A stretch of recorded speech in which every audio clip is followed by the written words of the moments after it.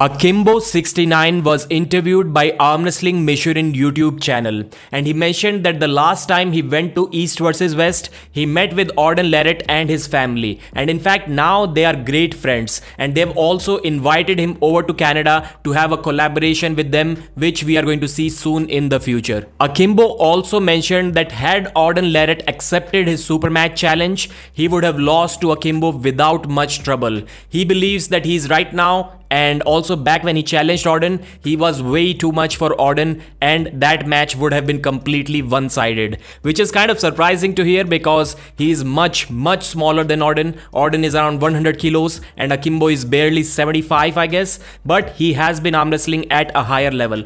I would be surprised if Akimbo can beat Auden now, and I would be surprised if this match happens at all, because Auden clearly mentioned that the reason why he didn't accept this super match was clear. It was because he has nothing to gain from this super match. If he beats Akimbo, then everyone will say that you beat on a guy who is 25 kilos lighter than you. And if you lose to him, then it's bad. We don't even need to describe that. But I wonder if Akimbo is getting that confidence after East versus West. Maybe these guys had a practice pull or something. If they did, then it would have been really awesome. But in such chaotic environment where everybody is trying to film stuff, trying to hide these practice pulls is not really possible. So maybe they didn't have that practice pull. But Akimbo plans on competing at AMC and East versus West in the future. He slowly wants to climb the ladder, starting with the least ranked guys in these organizations.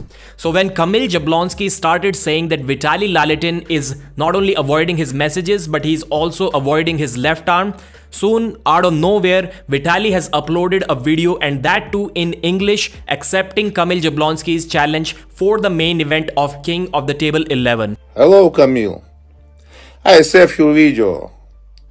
You talk a lot. I'm ready right now, Kamil.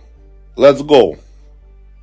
I'll have to say that Kamil's rise to the top is one of the most incredible and one of the most fastest ascents of the arm wrestling ladder that we have ever seen. First Cody Spermerit, then Devon Larratt just a couple of days later, then Tobias Sporrong, and now we have Vitaly Lalitin. And another incredible thing about Kamil is that he's honest about his strengths and his weaknesses. He clearly mentions to Engin Terzi that he doesn't really like the matches against Morozov or Alijan Muratov or even Ivan Metushenko as of now, because he's not equally great against the hookers as he is against the top rollers. Engin tries to convince him out of that idea of competing by saying that if you are trying to be the best guy in the world, you cannot avoid anyone at all, which makes sense, but at the same time it really doesn't. If you have some top rollers that you haven't taken care of and you believe you can take care of them, why not get rid of them first and then move on to the more difficult challenges? I think that's a smart approach, and I think that's what Kamil is doing right now. Although I would have really liked it if he took one more slightly lower ranked match than this one, and that would have been against Alex Kurdecha. But to be honest, if we compare Kurdecha and Vitaly's arm power, I don't think there is that big of a difference, and Kamil always feels confidence against top rollers, so that wouldn't matter too much in this match. So maybe Kamil is right by not first taking a match against Alex Kurdecha. Maybe he knows that he will beat Vitaly, and then it would be killing two birds with a single stone, and maybe he's killing all of those birds with a single stone because Vitaly is considered to be the top left-handed guy as of now by majority of the arm wrestling community. So the question is, Kamil biting more than he can chew by going straight after Vitaly, who, as we just discussed, is probably the best guy in the world?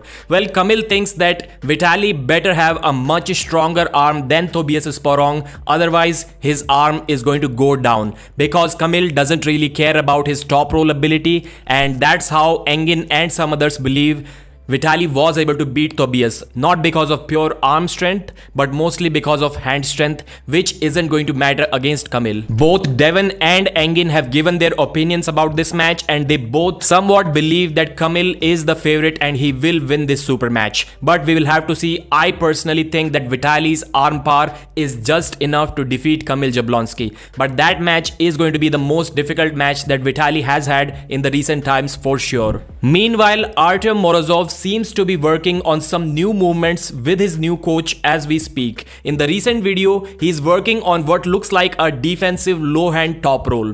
But I think that Morozov knows very well that beating Ivan Matushenko in a hook, although still pretty difficult, but it is still much more easier than avoiding his hook. And Morozov probably has the second strongest hook in the world as of now, behind Alijan Muratov. So I'm not sure about the efficacy of this exercise. I think Morozov is already pretty strong in the areas that is going to matter in this super match. On Body Mania YouTube channel, we saw some great practice pulls between guys like Zaur, Vitaly Larratt, Dmitry Silayev, David Dadikyan, and Sergey Tokarev. So Vitaly did not pull much, but from whatever we saw, his left was clearly too much for Zaur and for everyone else in that room, maybe even for David Dadikyan. Vitaly was controlling Zaur's fingers on the right arm too, but I would still love to see a super match between these two.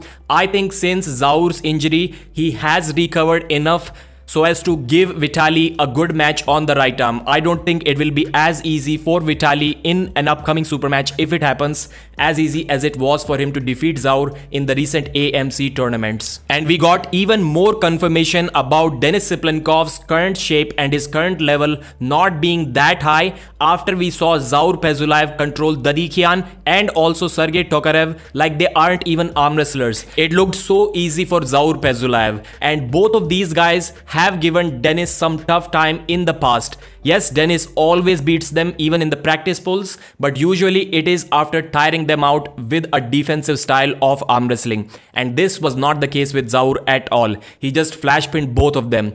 Even Dmitry Silayev was able to get rid of Sergey Tokarev's top roll pretty easily, and that was a little bit surprising to me. That's it for this video. If you liked it, if you enjoyed it, please give it a thumbs up and subscribe to the channel.